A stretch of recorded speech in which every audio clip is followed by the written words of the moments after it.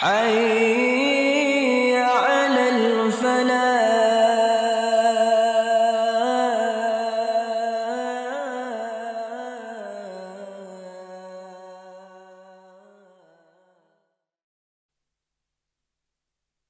Ala Rasulina al-Karim Muhammad sallallahu alaihi wasallam wa ala alihi wa ashabihi wa man tabi'ahu bi ihsanin ila yaumiddin, amma ba'd.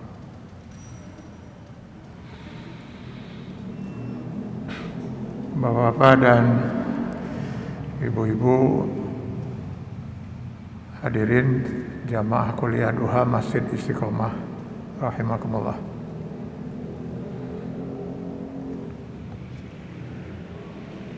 Pasti kita sependapat bahwasanya kehadiran kita hidup di alam dunia ini sama sekali tidak pernah kita rencanakan.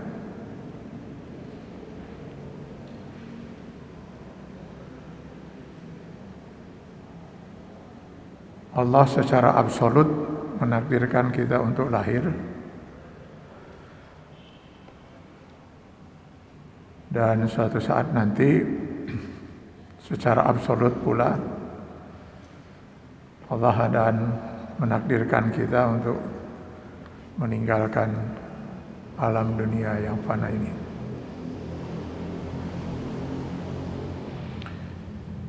Namun kematian atau kita meninggalkan alam dunia yang fana ini bukanlah akhir dari kehidupan, malah dia sebenarnya awal dari kehidupan yang sesungguhnya.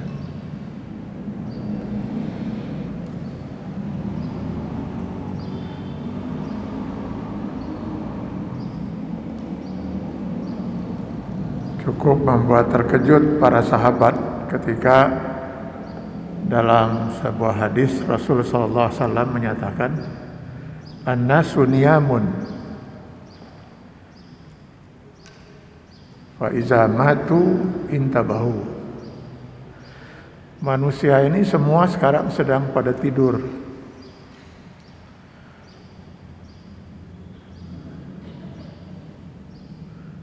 Nah, ketika nanti mereka mati, barulah mereka bangun dari tidurnya.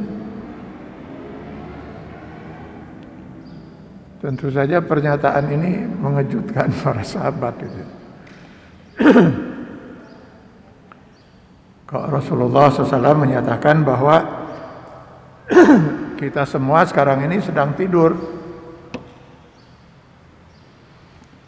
Ada yang tidurnya 60 tahun, ada yang 70, ada yang bahkan sampai 80, bahkan lebih. Ada yang hanya beberapa tahun saja, bahkan beberapa menit pun ada.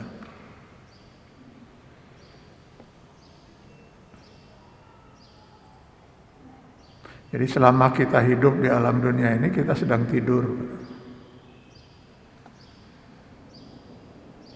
Barulah kita akan bangun dari tidur kita saat nanti kita meninggal dunia. Kenapa Rasulullah SAW menggambarkan kehidupan kita di alam dunia ini seperti sedang tidur?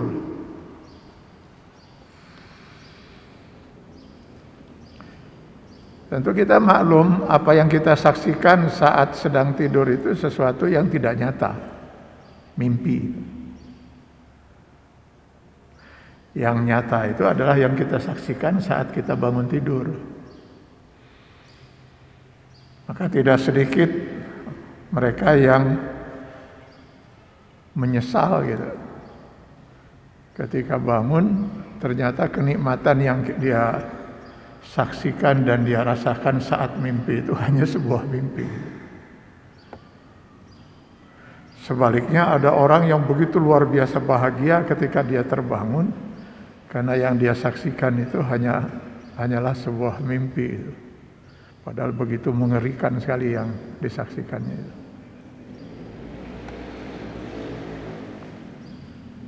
Jadi alam mimpi itu alam yang tidak nyata, tidak sesungguhnya. Yang nyata itu adalah yang kita saksikan saat kita bangun. Alam kubur, alam barzah, ya. Alam mahsyar, alam hisab, alam mizan, alam sirat, surga, neraka, nyata enggak? Nyata enggak untuk kita sekarang ini? Tidak nyata.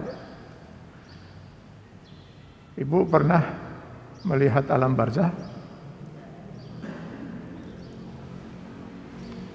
Pernah ke alam barzah?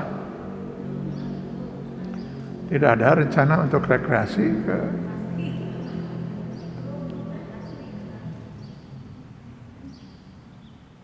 Ibu yakin, Bapak yakin ada alam mahsyar itu, alam hisab, alam mizan, alam sirat, surga, neraka?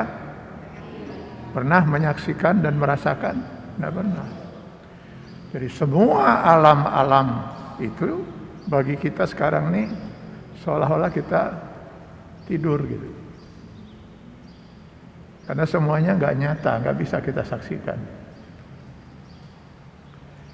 Begitu kita mati meninggalkan alam dunia ini, maka semua akan menjadi nyata. Seolah-olah kita baru bangun tidur.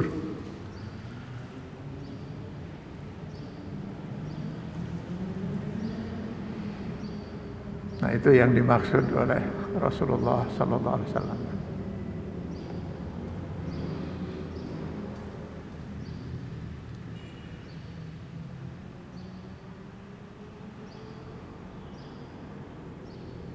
Ngeri juga ya menghadapi kematian itu.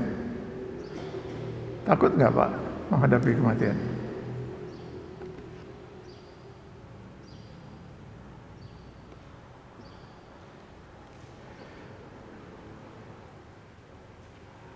Ibu rencananya kapan mau meninggal Bu?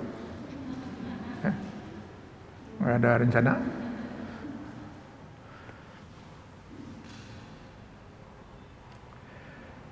Berbicara kematian ini menarik kalau kita menyimak dialog seorang sahabat dengan Sayyidina Ali radhiyallahu anhu.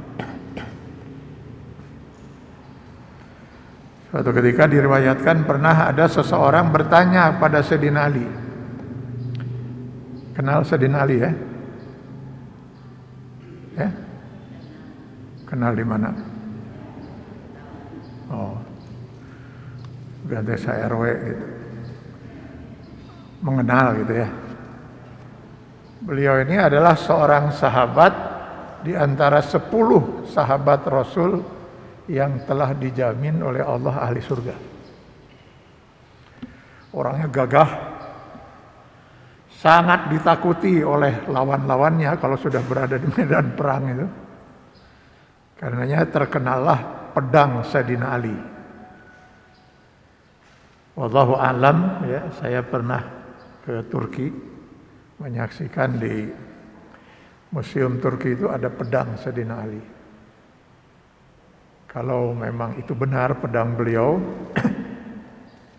memang ukurannya itu kalau saya lihat 1,5 kali ukuran pedang biasa, sehingga terbayang itu yang memegang pedang itu pasti orang yang sangat luar biasa gagah.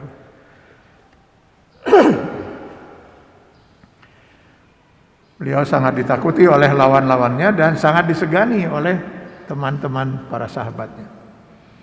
Karenanya pantaslah kalau pertanyaan ini diajukan oleh seorang pada Sayyidina Ali. Wahai Sayyidina Ali, takutkah Anda menghadapi kematian?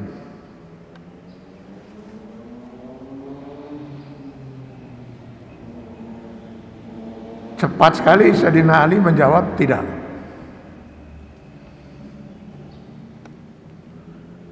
Maka sahabat yang bertanya ini kembali bertanya lagi, mengapa? Umumnya orang lain itu takut menghadapi kematian, kok Anda tidak? Beliau kemudian menyatakan, kenapa saya harus takut? Karena mau takut mau tidak, saya tetap akan mati. Pada detik yang sudah Allah tetapkan. di mana tidak ada seorang manusia pun yang bisa mempercepat atau memperlambat walau hanya 1 detik. Fa iza jaa ajaluhum la yastakhiruna sa'atan wa la yastaqdimun. Ini bisa dibaca di antaranya di Quran surat Al-A'raf ayat 34, Yunus 49, An-Nahl 61.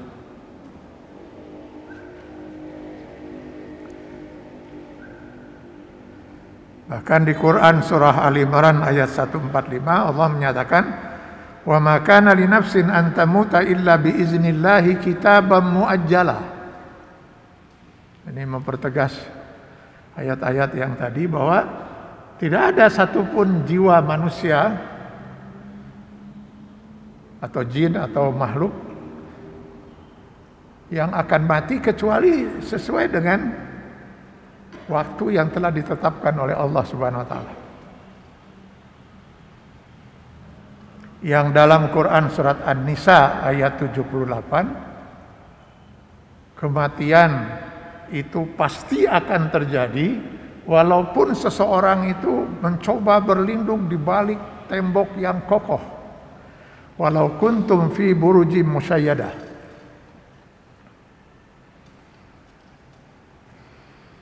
Ini mungkin kalau seseorang itu dalam keadaan perang gitu, perang berkecamuk, dia berlindung di balik benteng yang kokoh itu, sehingga harapannya dia tidak akan mati. Ya kalau memang sudah saatnya mati, pasti mati. Atau kalau mau ditamsilkan, misalnya benteng yang kokoh itu, katakanlah dia berlindung ketika sakit itu di balik tim dokter yang luar biasa banyaknya misalnya, yang menangani dia. Tapi sudah saatnya harus mati.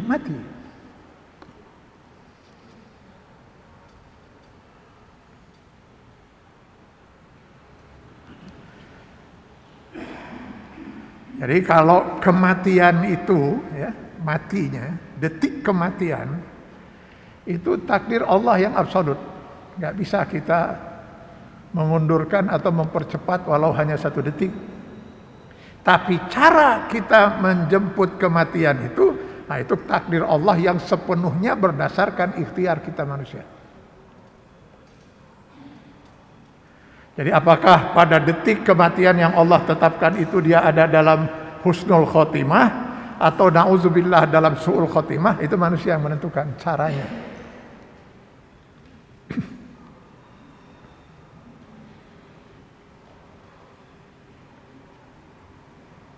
Jadi menurut Sayyidina Ali radhiyallahu an, kalau memang Allah sudah takdirkan saya harus mati, saya pasti akan mati.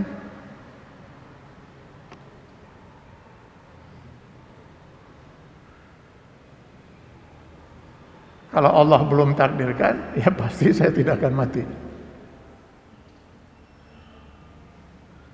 Karena itu kenapa harus kita takuti kematian itu? Mungkin kita sangat mengenal ya, seorang sahabat Rasul yang lain, Khalid bin Walid, panglima perang Rasulullah SAW, panglima perang Islam di zaman Rasul. Sebelumnya justru Khalid itu adalah panglima perang dari kubu orang-orang musyrikin pada waktu perang Uhud. Saya baca di dalam satu hadis ketika Khalid bin Walid itu saat menghadapi sakratul maut, beliau kan meninggal tidak di medan perang, meninggal di atas tempat tidur. Disaksikan oleh banyak para sahabat, beliau menangis. Sempat ada seorang yang mungkin salah duga, sehingga kemudian beliau mengatakan pada Khalid, "Wahai Khalid, pernahkah Rasulullah SAW mengajarkan kepada kita untuk mencintai dunia seperti ini? Sampai Anda begitu sedih karena akan meninggalkan alam dunia yang fana ini." Dia mengira Khalid bin Walid itu sedih karena akan meninggal. Maka Khalid bin Walid kemudian menyatakan, wallahi, demi Allah, saya tidak pernah akan sedih meninggalkan alam dunia ini karena akan berjumpa dengan Allah. Sudah sejak lama saya rindukan untuk kembali berjumpa dengan Al-Khaliq Allah Subhanahu wa taala. Lalu dia buka bajunya itu, sebagian dari bajunya itu. Konon katanya di seluruh tubuhnya itu ada 100 bekas luka dan tusukan, panah, lembing, pedang dan lain sebagainya. Sehingga nggak ada bagian dari tubuhnya itu yang mulus, Pak. Yang bekas pedang lah, bekas lembing lah, bekas panah lah. Sudah lama saya mengharap kembali menghadap kehadirat Allah Subhanahu wa taala, tapi di medan perang dalam keadaan mati syahid, bukan di atas ranjang seperti ini.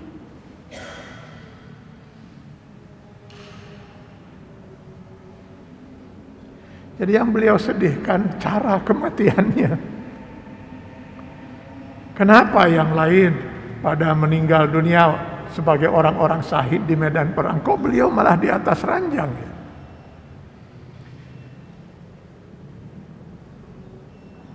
Barulah Khalid bin Walid merasa tenang ketika ada seorang yang hadir mengatakan, wahai Khalid bin Walid, demi Allah, saya pernah mendengar Rasulullah SAW menyatakan, Khalid bin Walid tidak akan mati di medan perang, tapi dia akan mati di atas ranjang.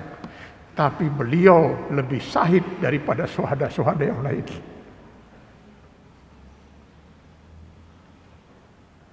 Barulah Khalid bin Walid merasa tenang.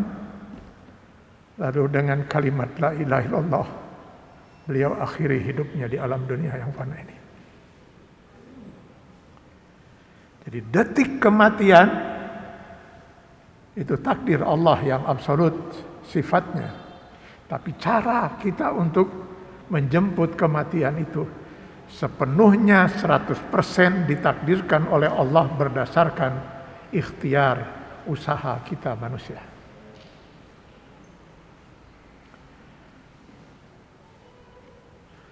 Apakah seseorang itu akan husnul khotimah?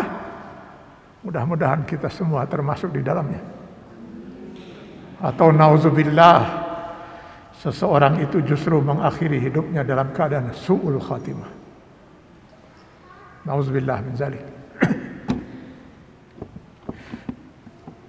Karena itu kata Sayyidina Ali radhiyallahu an, saya tidak takut dengan kematian. Yang saya takutkan hanya satu. Kehidupan seperti apa yang saya akan jalani setelah saya mati, setelah saya meninggalkan alam dunia ini. Di alam barzah, bagaimana nasib saya di alam mahsyar, di alam hisab, di alam mizan, di alam sirat, dan apakah saya akan selamat melewati jembatan itu untuk memasuki surga Allah, ataukah nauzubillah seseorang akan terjungkal masuk ke dalam neraka jahanam. Itu yang saya takutkan satu-satunya dari kematian. Bekal apa yang sudah saya siapkan untuk saya bisa menempuh perjalanan tidak ada ujungnya.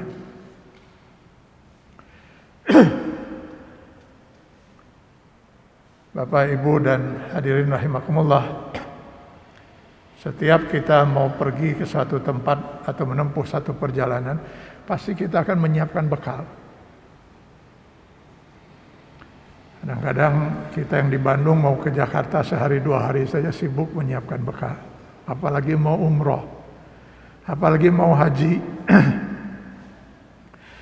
Padahal misalnya umroh hanya 2 minggu, tapi nyiapkan bekalnya mana, aduh, sampai koper itu berapa kali buka tutup.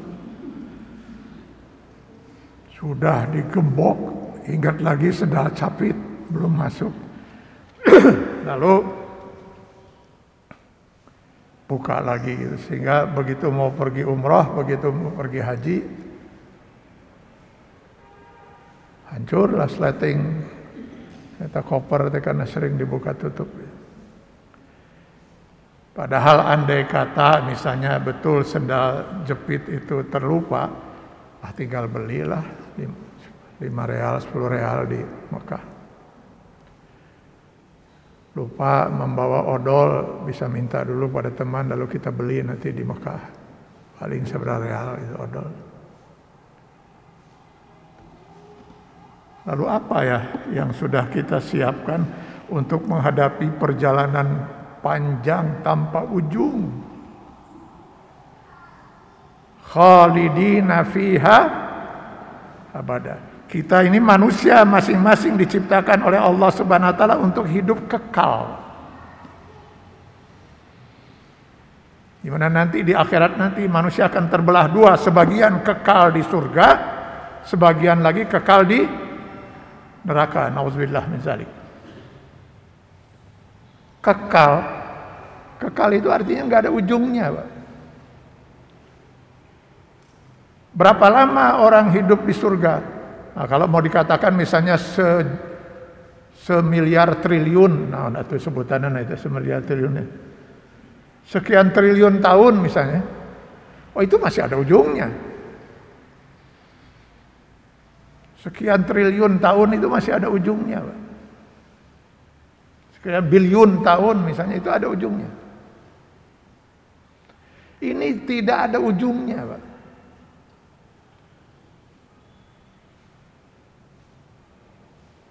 Lalu bekal apa yang sudah kita siapkan? Dan bekal itu semua tidak ada urusannya dengan dunia ini.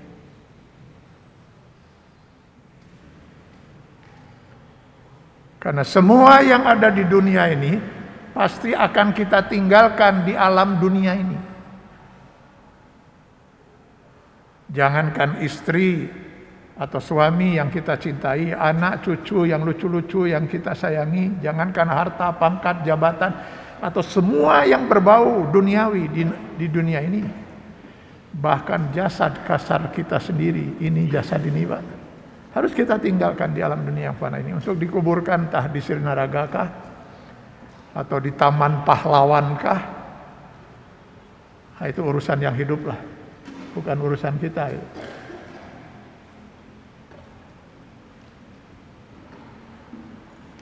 Lalu apa yang mau kita bawa sebagai bekal kita untuk bisa menjamin bahwa kita akan bahagia di alam barzah, alam mahsyar, alam hisab, alam mizan, alam sirat, sampai bisa membawa kita selamat di alam sirat itu untuk menuju surga? Hanya iman dan amal ibadah kita. Nah, itu pertanyaan Sayyidina Ali radhiyallahu anhu. Sudahkah memadai keimanan dan amal soleh kita untuk kita jadikan bekal jika besok lusa kita meninggalkan alam dunia yang fana ini?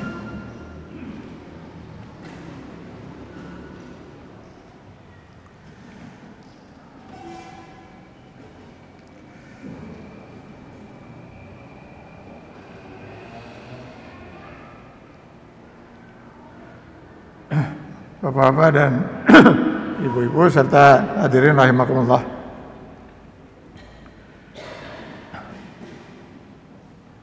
Kematian seseorang, kematian kita itu nanti akan diawali,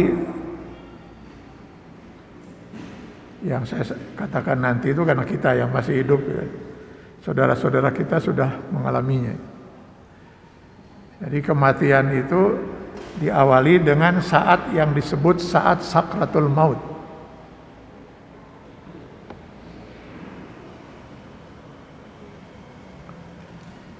Detik-detik kematian. Ya, saya sendiri tidak tahu persis ya apakah itu detik atau menit. Karena saya sendiri belum merasakan. Sayangnya mereka yang sudah merasakan juga pada terus pergi ke alam barzah. Nggak ada yang kemudian balik lagi terus cerita kumaha pengalamanana gitu. Yang pasti Yang disebut sakratul maut itu saat-saat atau detik menit sebelum malaikat Israel mengeluarkan ruh dari jasad. Nah, saat-saat itu disebut saat sakratul maut.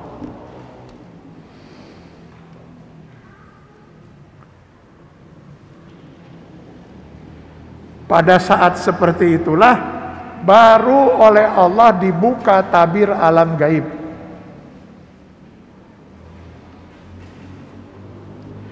Silakan baca di Quran surat Qaf ayat 22. Laqad kunta fi ghaflatin min hadza fakashafna anka ghita'aka fabasarukal yawma hadid.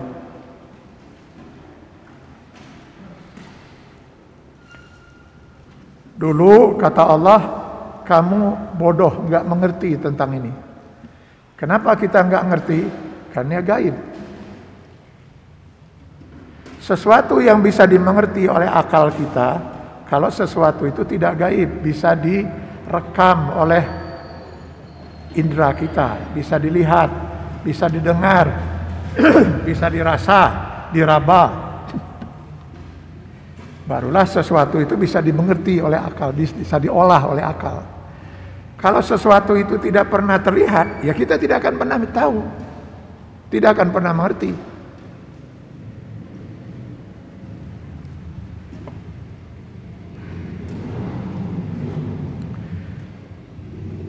Ibu tahu nggak bagaimana bentuk jin? Malaikat. Kenapa ibu tidak tahu? Ya nggak pernah melihat. Pernah salaman dengan jin? Belum. Gimana kita mau tahu jin itu?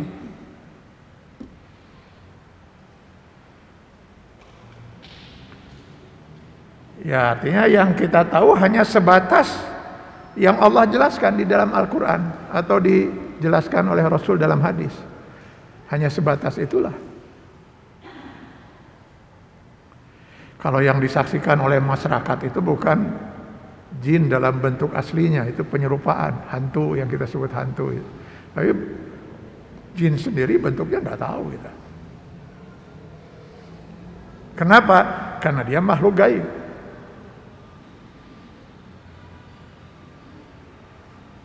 Jadi ada sesuatu yang menghalangi kita untuk bisa menyaksikan. Maka kita sebut gaib. Nah di dalam Quran surat Qaf ayat 22 ini digambarkan yang menghalangi kita itu seperti ada sebuah tirai misalnya gitu. Menghalangi pandangan kita. Maka saat sakratul maut itu barulah Allah singkap tirai itu. Fakashafna anka ghita'aka. Barulah kami singkap tirai itu. Fabasarukal yawma hadid, maka pandanganmu sekarang sangat jelas menyaksikan apa yang selama ini nggak pernah kamu saksikan karena gaib.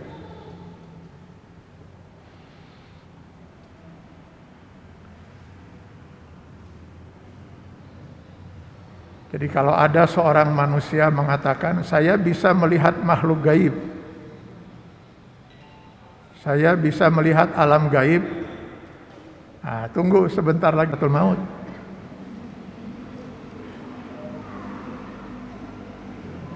Tapi kalau kita tunggu ternyata tidak meninggal juga, berarti wadul, bohong itu. Itu pembohong dia. Sayangnya para pembohong itu di negeri kita malah disebut orang pintar. Dukun gitu ya, begitu. Dukun disebut oleh orang pintar, disebut orang pintar oleh orang-orang bodoh. Hanya orang bodoh yang menyebut mereka orang pintar. Itu mereka itu orang penipu.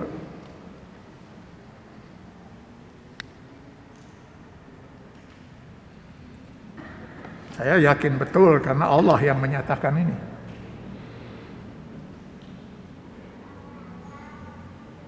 Hanya para nabi dan para rasul saja yang bisa melihat yang gaib sebelum sakratul maut. Dan itu menjadi salah satu bukti kerasulan dan kenabian mereka. Tapi itu pun para nabi nggak bisa setiap saat. Kalau tabir alam gaib ini dibuka oleh Allah, kunci tabir alam gaibnya tetap ada di tangan Allah. Wa indahu mafatihul ghaib. Dibuka, Rasul bisa melihat yang gaib. Tutup lagi, ya sudah nggak bisa melihat lagi. Itu hanya untuk Nabi dan Rasul sebagai bukti kerasulan dan kenabian mereka. Kita manusia biasa tidak ada apa yang bisa melihat.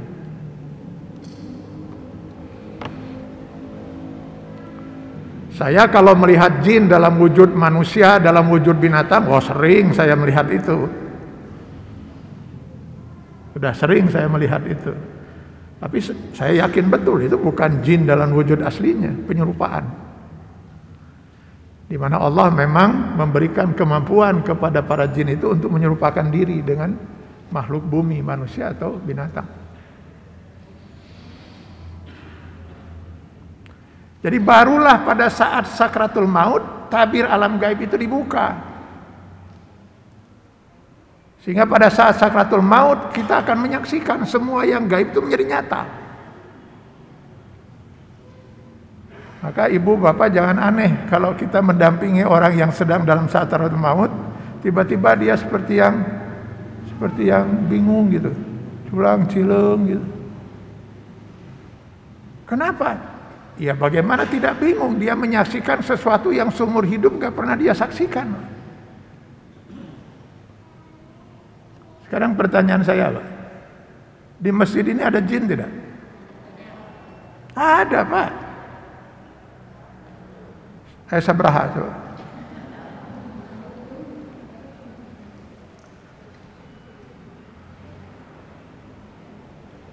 Ya minimal jin yang hadir sekarang di masjid sekarang ini, ya sejumlah kita, minimal.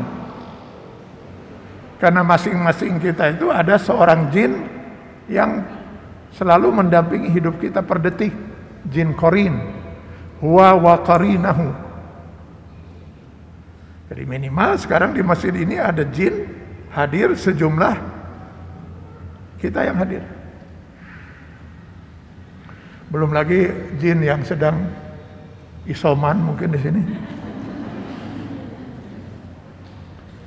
Lagi kena COVID juga ya. Atau kena peraturan PPKM.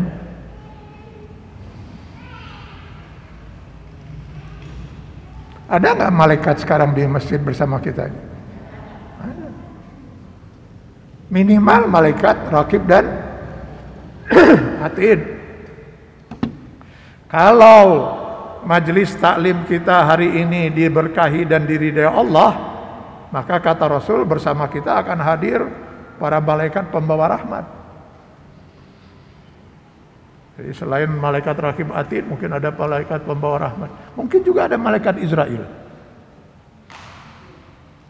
yang sedang melihat itu siapa yang sudah masuk jadwal untuk hari ini gitu.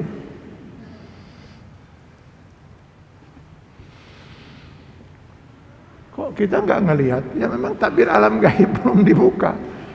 Tapi pada saat seorang menghadapi sakratul maut, semua akan terlihat. Jadi bayangkan dia nggak akan bingung bagaimana melihat itu semua. Iya, berseliweran itu jin, malaikat itu di sekelilingnya.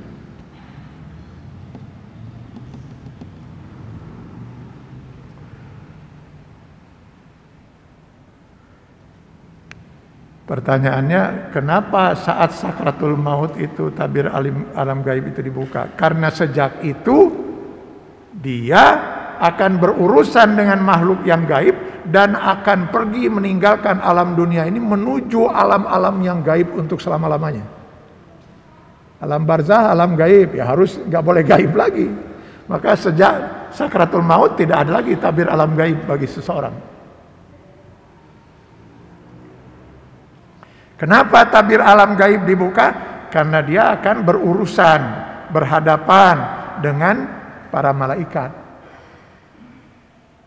Mulai sejak sakratul maut itu. Karena kalau kita baca di dalam Al-Quran,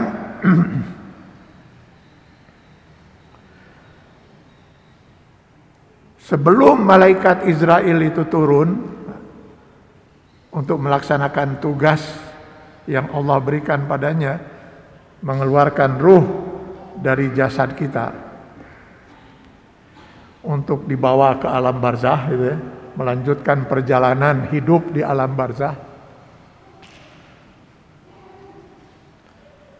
Nah, itu sebelum malaikat Israel itu turun, itu diawali dengan turunnya serombongan malaikat.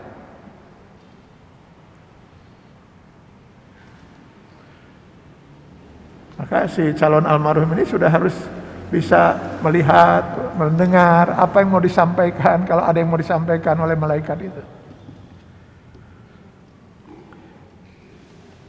Andai kata si calon almarhum ini seorang hamba Allah yang soleh, solehah, mudah-mudahan kita termasuk di dalamnya.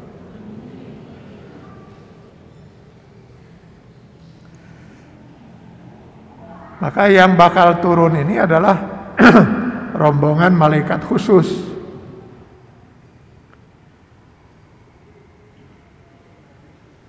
Kata Al-Quran rombongan ya, tanpa menjelaskan jumlahnya. Pokoknya banyak.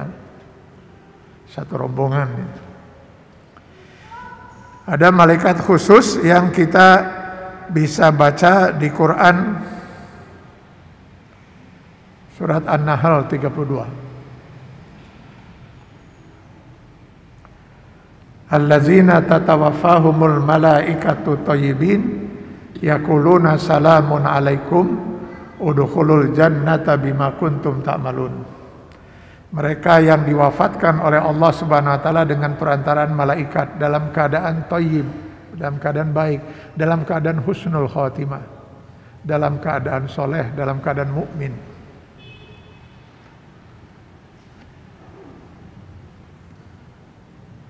Maka rombongan malaikat ini datang langsung menyapa si calon almarhum atau almarhumah dengan ucapan salamun alaikum, selamat atasmu.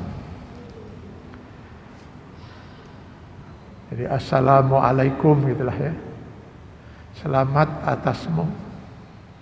Udkhulul jannata bima kuntum ta'malun, silahkan kamu masuk surga.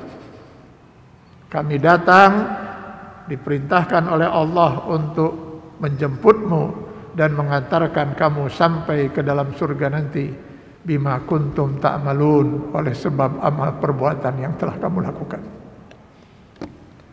Maka tahulah si calon almarhum kalau dirinya ahli surga.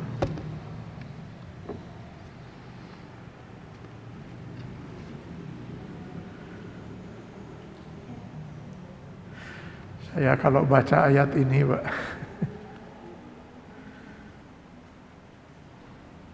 ya Allah, hanya bisa berdoa, tentu dengan usaha yang mampu saya lakukan itu.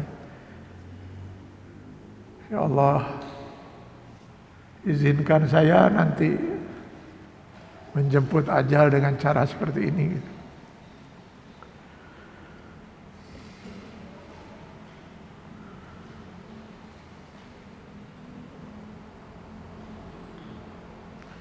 Dan jika kemudian Allah menyatakan bisa, tapi harus sekarang juga gitu, maka saya akan mengatakan silakan Allah, detik ini ambil sajalah nyawa saya gitu. Kalau saya bisa mengakhirinya dengan cara seperti itu, bagi saya kapan sajalah. Kita tidak tahu seperti apa akhir hidup kita nanti, Pak. Sementara dalam hadis, kumpulan hadis Arba'in itu Rasulullah SAW mengatakan kan, ada orang yang kafir selama hidupnya. Jarak antara dia dengan neraka hanya tinggal 1 jengkal lagi, Pak. Tiba-tiba dia mendapat hidayah dari Allah karena sebelumnya pasti dia ada usaha untuk memperoleh hidayah. Lalu dia masuk Islam. Lalu meninggal dunia. Lalu surga baginya. Husnul khatimah. Sementara kata Rasul ada lagi orang yang begitu luar biasa mukmin dan soleh selama hidupnya, sehingga jarak antara dia dengan surga itu hanya tinggal 1 jengkal lagi. Tiba-tiba entah iblis dari mana yang membisiki dia, akhirnya tiba-tiba dia murtad dan mati dalam keadaan kafir, lalu kekal dia di neraka jahanam. Nauzubillah min dzalik.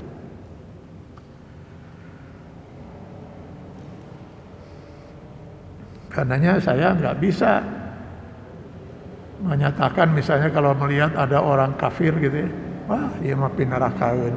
Belum tentu, Pak. Jangan-jangan nanti sebelum meninggal dunia dia masuk Islam. Sebelum dia sampai sakratul maut kita nggak bisa memvonis. Atau kita melihat ada orang luar biasa solehnya, wah dia mah pisorgaeun. Belum tentu. Jangan-jangan hanya beberapa menit, detik sebelum matinya itu dia murtad. Nauzubillah min dzalik. Kita baru bisa memvonis, menyatakan itu pun dalam dugaan ya, kalau dia bukan kafir, bahwa dia itu husnul khotimah, sul khotimah itu menurut ukuran kita kan ya. Kalau kafir pasti pinarakaeun. Kalau dia mati dalam kafiran. Kalau dia mukmin pasti pisorgaeun. Kalau dia mati dalam keadaan beriman. Apakah nanti pisorgaeunnya itu langsung masuk surga atau mampir dulu di neraka, tapi pasti masuk surga itu. Itu ketika sudah sakratul maut.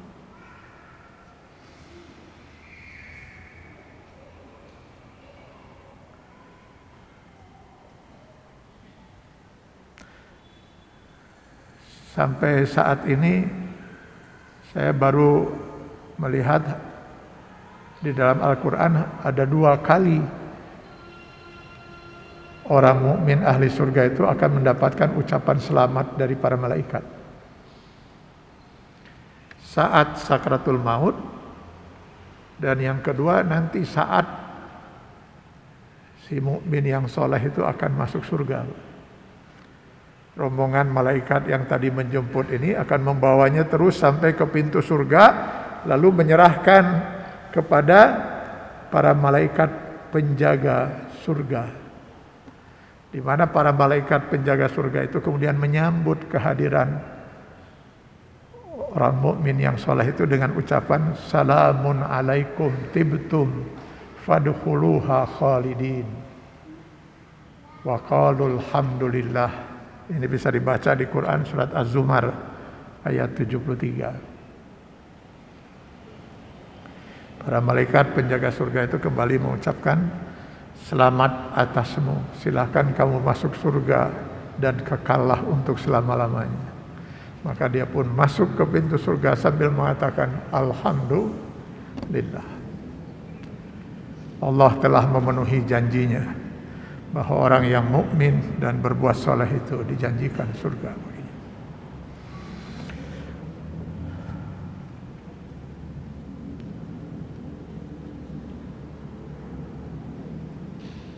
Jadi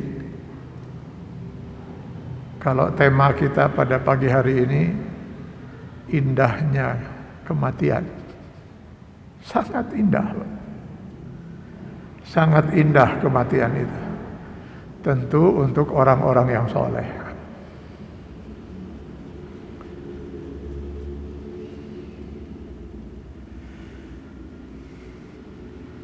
Tapi sebaliknya, kematian itu memang sangat luar biasa mengerikan bagi orang-orang yang menjemput kematian itu dalam kekufuran dan kefasikan.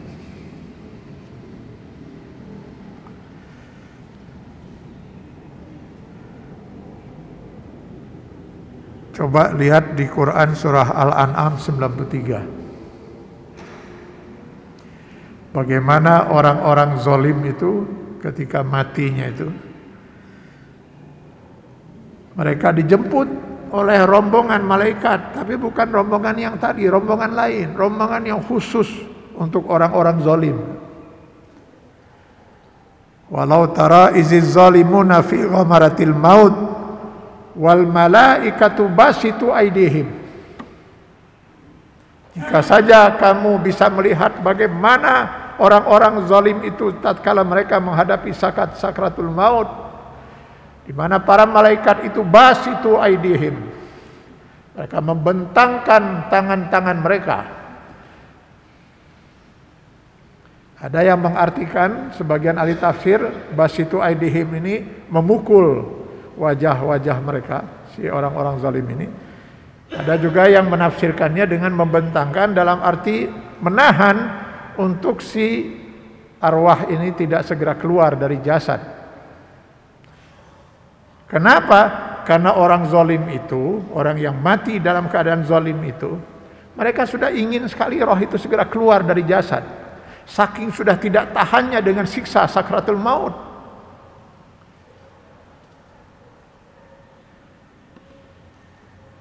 Siksa sakratul maut itu siksa yang gak mungkin tertahan oleh kita manusia, Pak.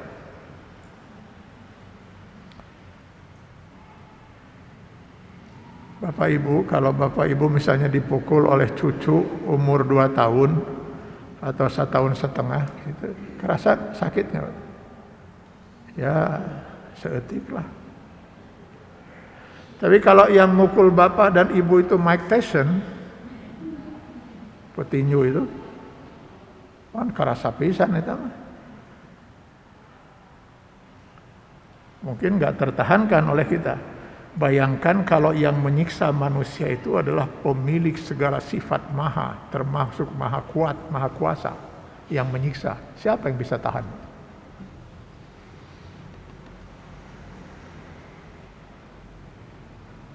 Makanya pantas kalau Rasul sallallahu alaihi wasallam menyarankan kepada kita untuk banyak-banyak berdoa, Allahumma hawwin alaina fi sakaratil maut. Ya Allah, ringankan kami saat kami nanti menghadapi sakratul maut. Siapa yang tahan? Maka orang zalim ini digambarkan mereka saking ingin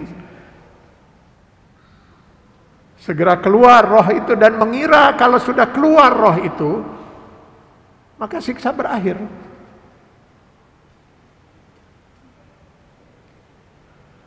Inilah kebodohan mereka itu. Mana nanti kita akan melihat di ayat ini dan di ayat 50 Quran surat Al-Anfal, para malaikat akan menyatakan ini awal dari siksaan yang tidak akan pernah berakhir selama-lamanya kalau dia mati dalam keadaan kafir. Khalidina fiha. Jangan dikira bahwa kematian itu akhir dari kehidupan, awal dari kehidupan. Bagi orang kafir itu awal dari siksaan Allah yang bakal kekal mereka rasakan. Saya terus terang saja, Pak. Ini kita bicara dengan akidah kita dan tentu ini hak kita, kan? Orang lain silahkan yang tidak, yang bukan muslim berbicara dengan keyakinan mereka dan itu hak mereka. Saya kalau melihat ada orang kafir meninggal dunia, Pak, kalau dia sudah sampai meninggal dunia, kalau sebelum ya kita berharap mudah-mudahan Allah memberi hidayah dan dia masuk Islam. Tapi kalau dia meninggal dunia dalam keadaan kekafiran, Allahu Akbar. Hanya membayangkan, ya Allah, pasti tadi saat sakratul maut dia disiksa, sekarang sedang dibawa ke alam kubur, nggak sampai 24 jam ukuran dunia dia sedang akan disiksa untuk selama-lamanya sampai kiamat di alam kubur. Begitu kiamat dia akan disiksa di alam mahsyar, alam hisab, alam mizan, alam sirat sampai kekal selama-lamanya dalam siksaan di neraka jahanam. Gak ada satu saat pun dia akan berhenti dari siksaan. Ngeri kalau kita bayangkan itu ya. Nah ini mereka mengira bahwa siksaan itu hanya terkait dengan karena mereka sedang sakaratul maut. Tidak. Tapi malaikat kemudian mengatakan, akhriju anfusakum, silakan keluarkan nyawamu kalau memang kamu sanggup. Maka tidak sedikit mereka yang kemudian sampai mencakar-cakar tembok, memukulkan, karena ingin segera roh itu keluar. Tapi tidak semua orang yang merasakan siksa sakaratul maut itu fisiknya melakukan gerakan-gerakan seperti ini. Karena yang merasakan sakit itu ruh, bukan jasad. Ada orang mengatakan, saya pernah menyaksikan kok orang kafir nggak kelihatan tersiksa. Ya nggak kelihatan. Pasti dia tersiksa, pasti Allah yang menyatakan kok. Loh kok nggak kelihatan? Emangnya kita pernah melihat orang merasakan sesuatu? Kan nggak pernah kita lihat.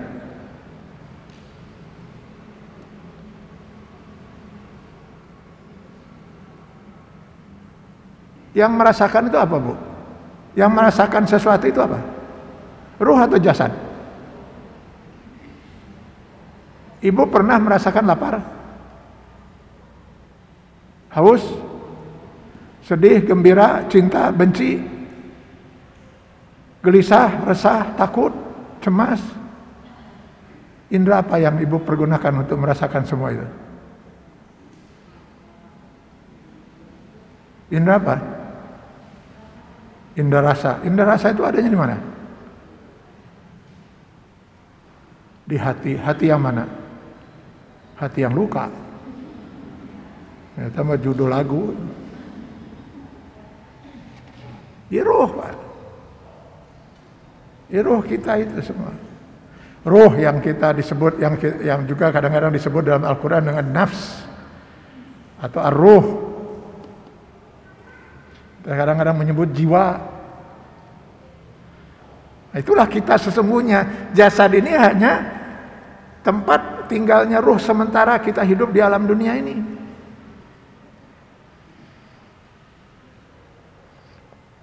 Allah, lapar saya. Siap, indra apa yang kita pergunakan untuk merasakan lapar itu? Sakit rasanya hati saya. Nah, hati kita jadi di dia. Alhamdulillah, orang gembira. Ada yang alhamdulillah. Kesal saya mah, aduh, kesal jadi ke dia. Yang merasakan mana?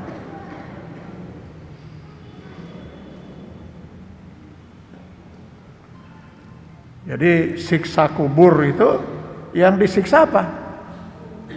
Ruh di alam kubur.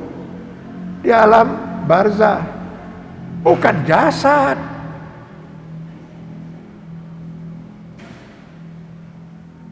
Jasadnya bahkan ada di Sirnaraga. Oh, bongkar itu kuburan-kuburan di Sirnaraga. Yang di Sirnaraga lah yang di mana gitu, kuburan orang-orang non-muslim itu, yang pasti tamu disiksa ban. So, bongkar jasadnya. Pasti kerbiasa ya karena itu badan internal.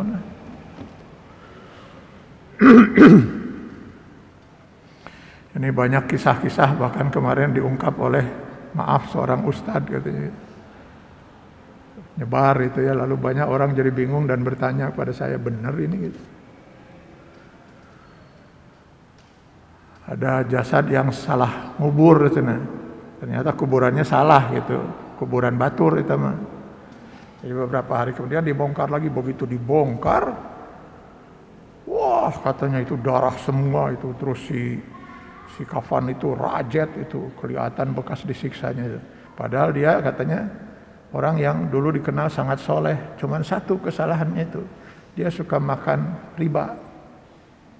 Nah itu sebenarnya misi dari ustadz itu, menyampaikan itu. Bahwa si ustadz itu ingin menyampaikan bahwa riba itu adalah sesuatu yang sangat diharamkan oleh Allah, bagus. Tapi memberi contoh ini berbahaya ini.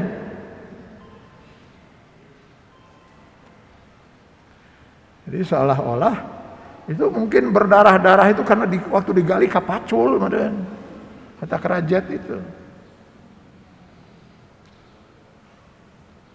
Saya berani membuktikan ini, kebenaran ini yang saya katakan ini. Di mana? Nah ini bukti yang fakta yang jelas.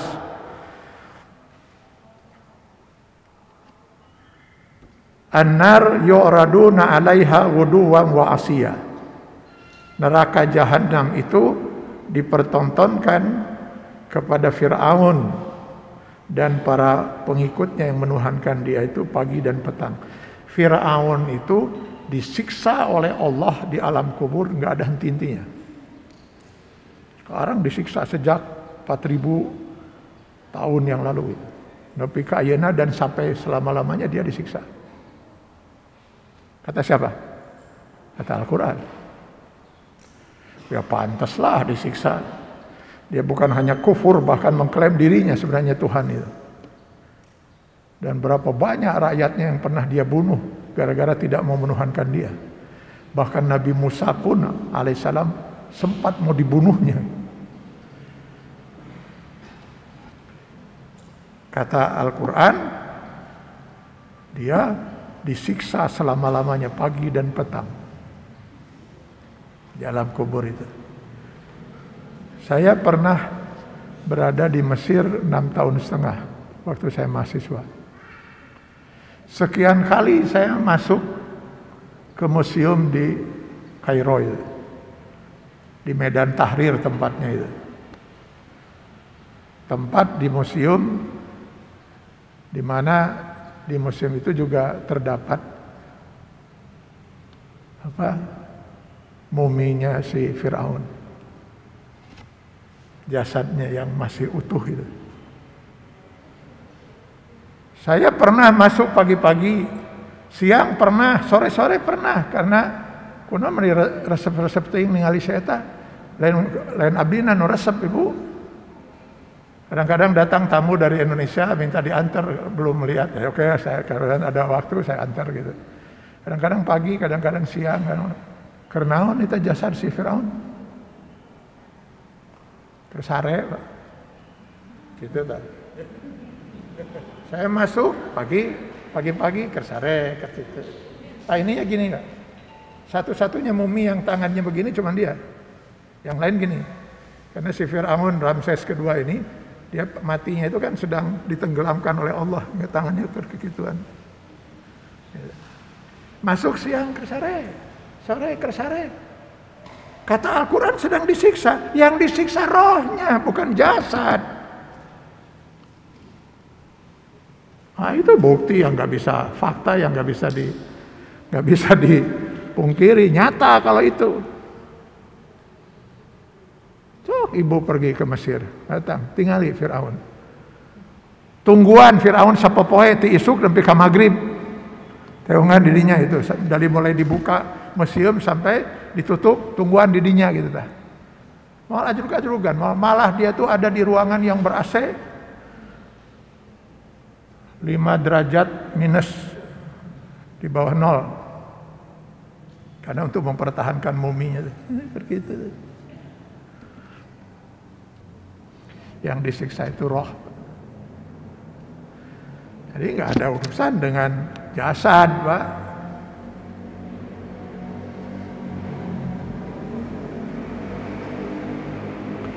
Kalau yang disiksa itu jasad, beruntunglah orang-orang yang punya keyakinan kalau ada orang meninggal dunia itu jasadnya kemudian dibakar. Yang di Bali misalnya itu kan dibakar itu. Sehingga sampai jadi debu, terus sudah jadi debu, taruh di batok kelapa, kemudian pergi ke laut, piceun. Udah nggak ada siksa kubur. Nah, hidup siksa jadi debu.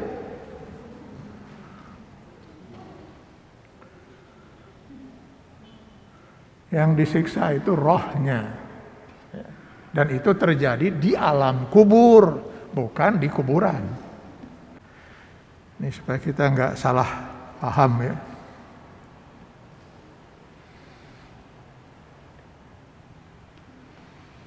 Nah setelah dia disiksa, si yang kafir itu atau yang zalim itu yang tadi bisa dibaca di Al-An'am 93, Al-Anfal 50. Di antara bentuk siksaannya itu yadribuna wujuhahum wa adbarahum, bisa dibaca dalam Quran surat Muhammad ayat 27. Digambarkan memang di dalam ayat itu seolah-olah malaikat itu memukul wajah dan punggungnya. Ini hanya gambaran untuk kita fahami bahwa itu ada siksaan.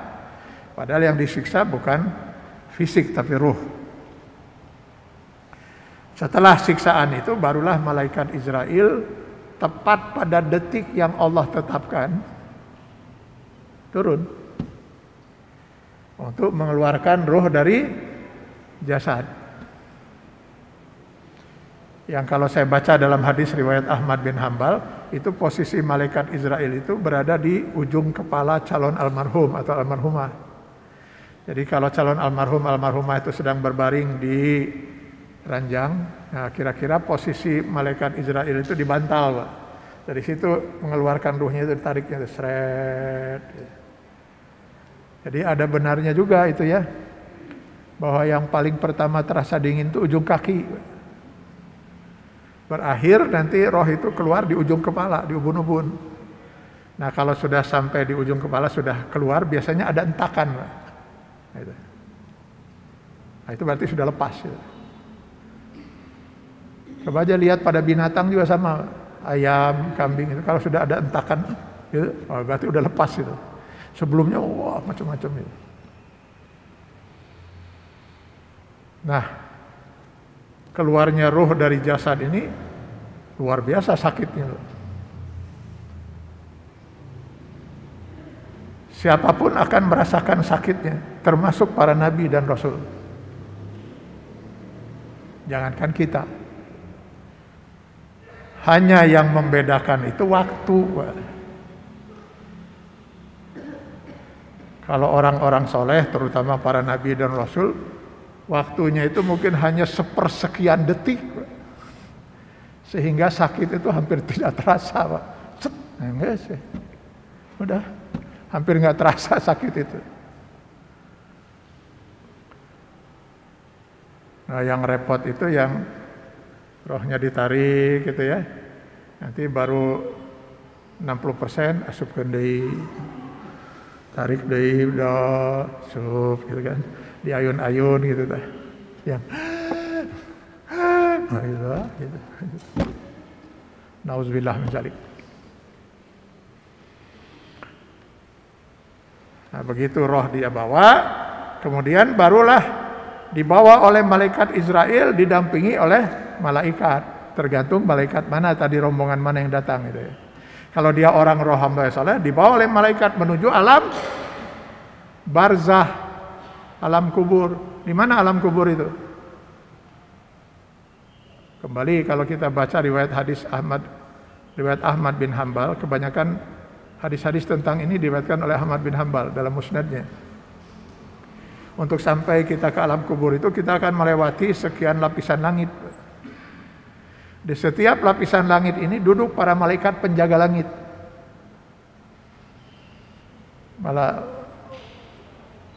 Jadi di setiap lapisan langit ini ada malaikat penjaga langit gitu, supaya enggak runtuh gitu. Kalau dia seorang hamba Allah yang saleh, maka para malaikat di lapisan langit ini akan mencium aroma yang sangat luar biasa wanginya loh. Sehingga mengundang mereka untuk bertanya, wahai Israel, ruh siapa yang Anda bawa ini? Alangkah luar biasa wanginya. Maka malaikat Israel pun akan menyebut nama asli dia di dunia. Misalnya ruh Atian Ali. Cik aminkeun Bapak Ibu. Ya Allah, mani eueuh nu ngaaminkeun saurang ge. Cigana teu yakin gitu. Cik aminkeun atuh Pak, Ibu. Ya roh bapak-bapak dan ibu-ibu sekalian yang hadir sekarang ini. Tuh ari eta diaminkeun ya. Lalecikna teh. Maka para malaikat pun kemudian mendoakan, ya Allah, terimalah arwah hambamu yang soleh ini dan tempatkan dia di tempat yang mulia sesuai dengan janjimu. Allahu Akbar, bahagianya orang-orang soleh ini. Mungkin istrinya atau suaminya belum sempat mendoakan, masih hanyut dalam kesedihan, anak-anaknya malah ada yang belum tahu karena belum bisa nyambung berita tentang kematian orang tuanya. Belum ada seorang pun yang tahu, belum ada seorang pun yang mendoakan. Tapi para malaikat sudah lebih dahulu mendoakannya. Malaikat ya doana itu. Masa juga akan ditolak oleh Allah. Bahagia orang-orang saleh. Bawa ke alam kubur, taruh di sana. Malaikat Israel pun pergi, lalu datang dua orang malaikat Munkar dan Nakir. Langsung ditanya, man rabbuka wa man rasuluka wa ma kitabuka wa man ikhwanuka. Jawab semua pertanyaan itu. Pergi malaikat Munkar dan Nakir, muncul seorang malaikat lain wajahnya berseri-seri, lalu dia bertanya, "Man anta? Siapa engkau?" "Saya adalah malaikat yang ditugaskan oleh Allah untuk mendampingi orang soleh seperti kamu." Dengan izin Allah dibuka tabir alam gaib lapis kedua, maka si hamba Allah soleh itu di alam kubur menyaksikan bagaimana surga, indahnya surga dan kenikmatan yang akan dia rasakan jika nanti dia sudah memasukinya. "Inilah surga," kata malaikat, "disitulah tempat kamu. Inilah kenikmatan-kenikmatan yang akan kamu rasakan nanti setelah kiamat dan setelah kamu masuk surga." Begitu indahnya surga itu, sampai-sampai dia tidak mau berhenti dan berdoa, "Allahumma aqimis sa'ah." Ya Allah, segera laksanakan saja kiamat itu, saking ingin segera menikmati surga itu.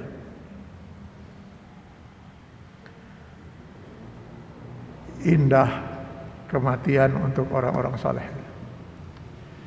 Tapi kalau orang-orang kafir, ya dibawa rohnya oleh malaikat Israel didampingi oleh rombongan malaikat, maka di setiap lapisan langit itu akan tercium bau yang sangat busuk sekali. Mengundang para malaikat penjaga langit bertanya, "Ruh siapa yang Anda bawa, alangkah busuknya?" Disebut dengan nama asli dia di dunia, ruh si Eta, ruh si Bedul. Lalu para malaikat pun kemudian melaknatnya,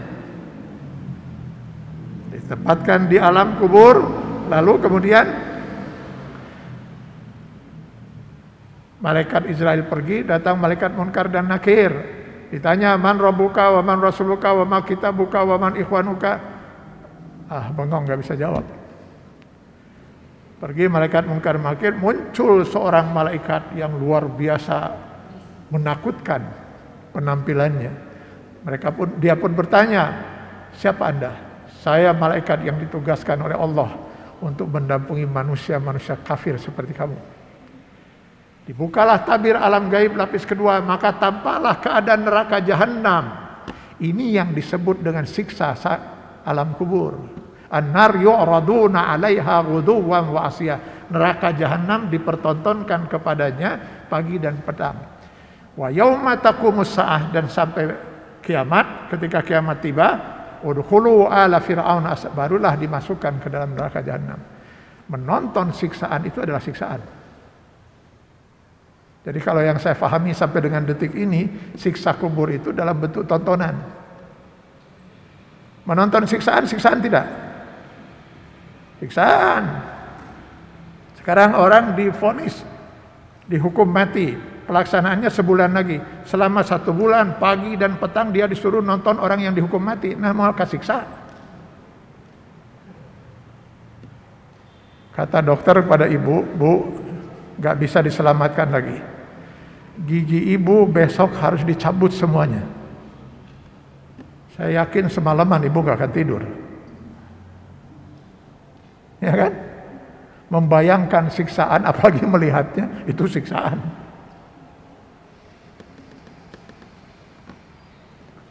Nauzubillah min zalik.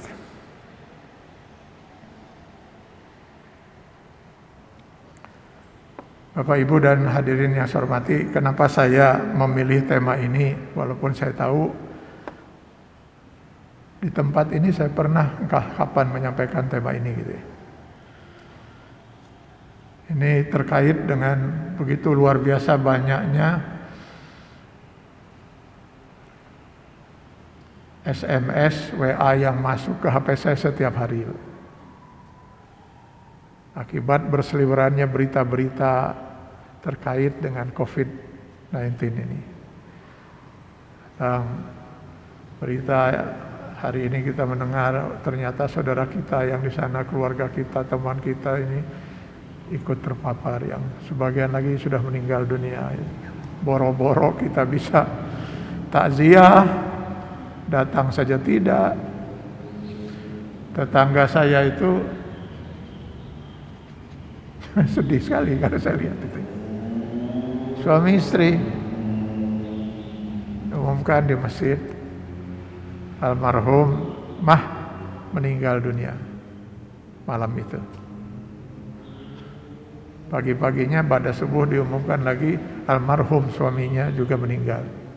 Jadi beda hanya berapa jam suami istri itu meninggal. Nggak ada yang saya lihat yang datang ke rumah, karena nggak dibawa ke rumah jasadnya dua-duanya, langsung ke Cikadut. Maka tidak sedikit mereka yang makin hari ini makin merasa cemas, gitu ya. Gelisah, takut. Gimana kalau dirinya terpapar juga COVID-19 ini dan berujung dengan kematiannya.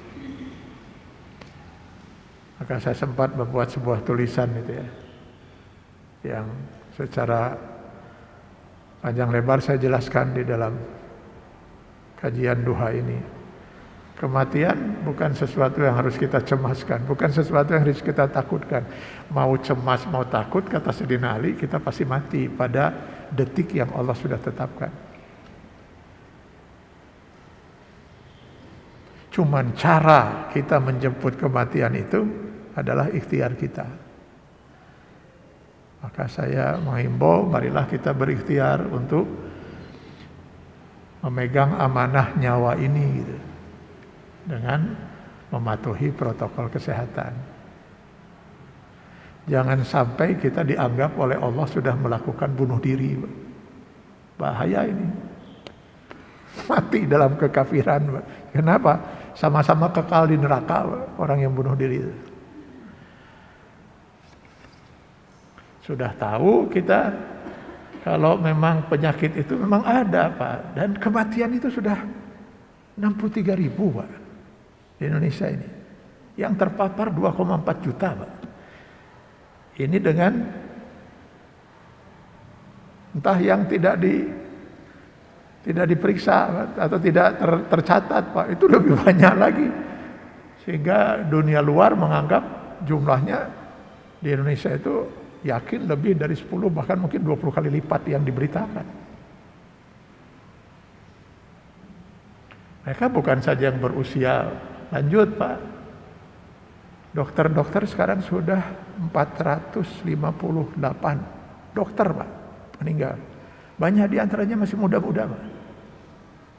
Yang saya tahu ada beberapa itu di bawah 45 tahun, dokter. Ini jangan dianggap enteng, Pak. Ulama yang meninggal ini sudah hampir mencapai 600, Pak, di seluruh Indonesia. Ulama yang meninggal terpapar COVID-19 ya.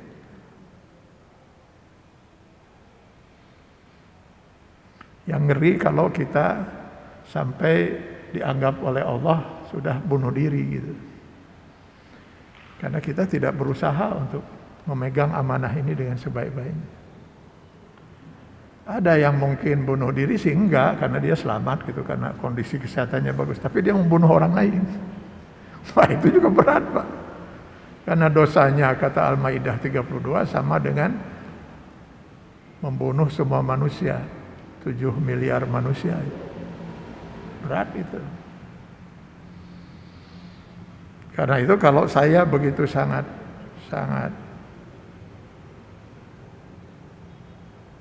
ngotot dalam hal ini, Pak. Karena saya paham betul, Pak. Ini salah satu dari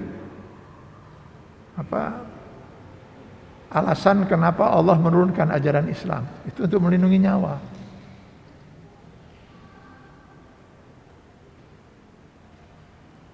Ya, kenapa saya terkesan ngotot gitu ya.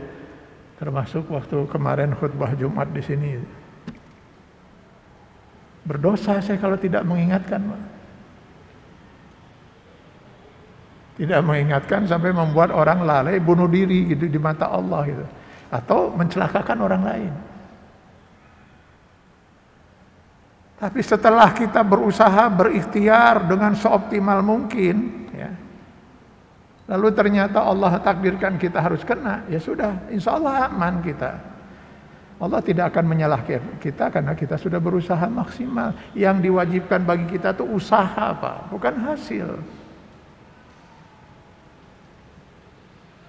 Virus itu kelihatan saja enggak, Pak, oleh mata telanjang. Sangat mungkin saja kalau harus kena, Allah takdirkan kita kena, ya kena.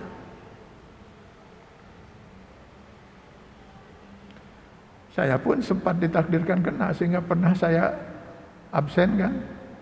kuliah duha di masjid ini. Terima kasih pada para jemaah yang sudah ikut mendoakan. Padahal di keluarga saya ya seperti saya prinsipnya, karena saya selalu ajarkan. Kebetulan juga anak saya 2 dokter. Jadi kita begitu sangat ketat betul untuk engap saya ceramah 1,5 jam saya tetap pakai masker. Gak pernah saya berbuka masker. Anak-anak saya pun demikian. Barang apapun masuk ke rumah harus semprot dulu sebelum masuk rumah.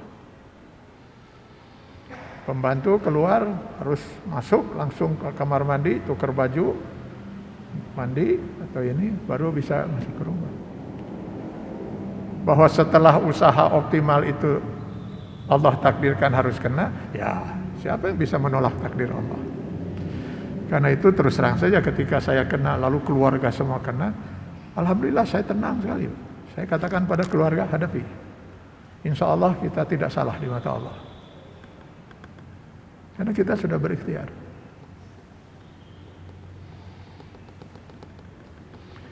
Ya alhamdulillah Pak, sekalinya kena itu keluarga dengan asisten rumah itu, kita kena dari 17 itu 15 yang kena. Cuma 2 yang tidak kena. Bayangkan kita harus memikirkan diri kita yang kena, juga harus memikirkan yang lain yang gimana ini, gimana itu. Ya alhamdulillah ya Allah buat aturannya itu sedemikian rupa tidak sekaligus semuanya kena Pak, sehingga yang belum kena masih ngurus yang sudah kena duluan dan sebagainya. Sudah diatur oleh Allah Subhanahu wa taala. Dan alhamdulillah semuanya sekarang insya Allah sudah sehat semua.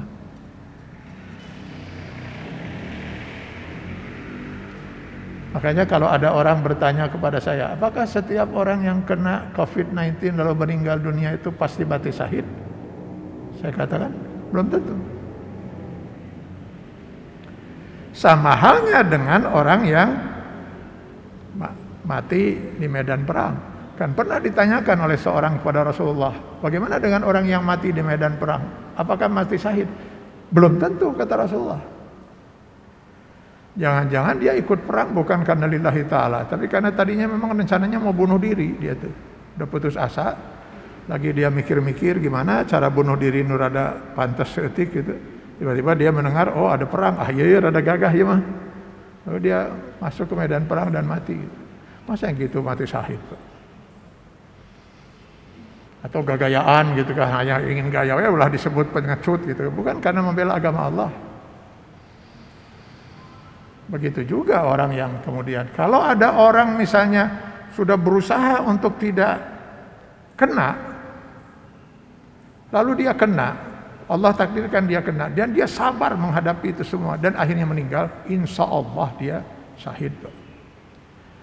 Tapi kalau ia bagi sepupu nangtang Pak, kepenyakitnya sah, nangtang gitu, masker dibuka gitu kan, segala macam, seenaknya saja dia lakukan itu semua. Lalu dia kena itu, kena.